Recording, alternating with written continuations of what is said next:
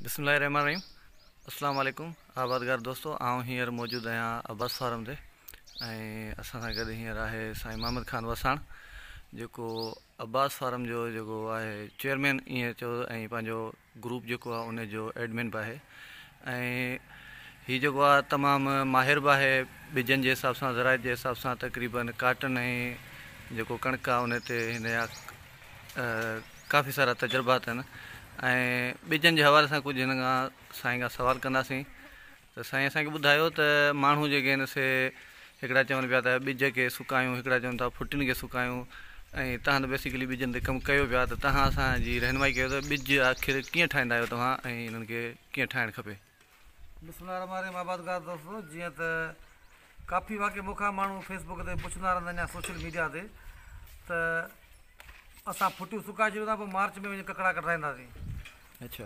हा, इहे चवंदा रहंदा आहिनि। तव्हां काफ़ी बार उहा हिन जी ग़लति ॻाल्हि आहे त तव्हां फुटियूं जेकॾहिं अॼु चूंडियूं आहिनि त तव्हां अॼु ई खणी वञी तव्हां माना हुनखे कढाए छॾियो, ककड़ा कढाए ककड़ा सुकायो। फुटियुनि सुकाइण जो को मसइलो ई कोन्हे को। अच्छा। जेतिरी तव्हां फुटी सुकाईंदो उहो फ़ाइदो उन मशीन वारे जो आहे जेको कढे थो, उनजी प्रोडक्शन वधीक निकिरंदी, यानी उहो कलाक में घणियूं फुटियूं कढंदो।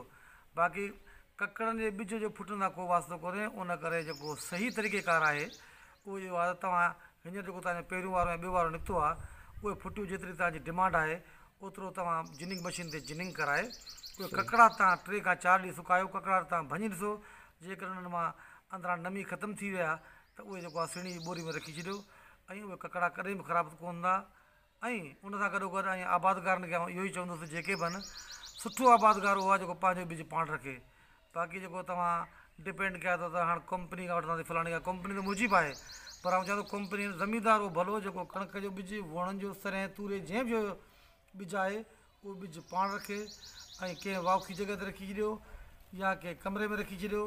छा हीअ जेके कंपनियूं 20-30 हज़ार बोरियूं ठाहिनि पियूं, उन्हनि खे एसी वारा कमरा थोरी कोन, इहे ई भांडा आहिनि उन में रखी वेंदा आहिनि। मक़सदु आहे त ॿिज जेको तव्हां कढायो था उनखे ख़ुश्क कयो 3-4 ॾींहं उस में, ऐं उनखे पेर हणंदा रहो, जीअं फुल ख़ुश्क थी वञे। उन खां पोइ सुहिणी बोरी में रखी ॾियो, ईंदड़ साल तव्हांजो 100% ॼमंदो।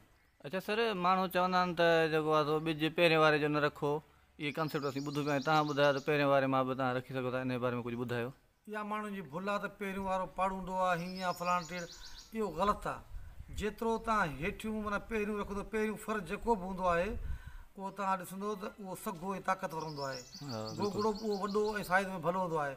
उन करे इहो कॉन्सेप्ट ई ग़लति आहे त पहिरियों वारो रखिजे न रखिजे, फलाणो वारो रखिजे, ढींगड़ो वारो, का बि कोन्हे को। मक़सदु आहे तव्हांजो पिंक जेसि ताणी अचे थो, उनखां अॻु में जेको बि रखंदो, या बारिश 3 दफ़ा तव्हांजे फुटनि जे बीठल फुटनि ते पइजी वई, उहो ॿिज रखंदो उहो घटि ॼमंदो, या पिंक लॻी वियो गुलाबी कीड़ो त बि घटि ॼमंदो। बाक़ी हिन वक़्तु पिंक विंक आहे कोन को, न को बारिश पई आहे, उन करे बहितर आहे त हर आबादगार पंहिंजो ॿिज पाण रखी छॾे। महिरबानी सर, तव्हां तमामु जेको आहे सो ख़ूबसूरत ॻाल्हियूं असांखे ॿुधायूं, ॼाण बि मिली। महिरबानी, थैंक यू।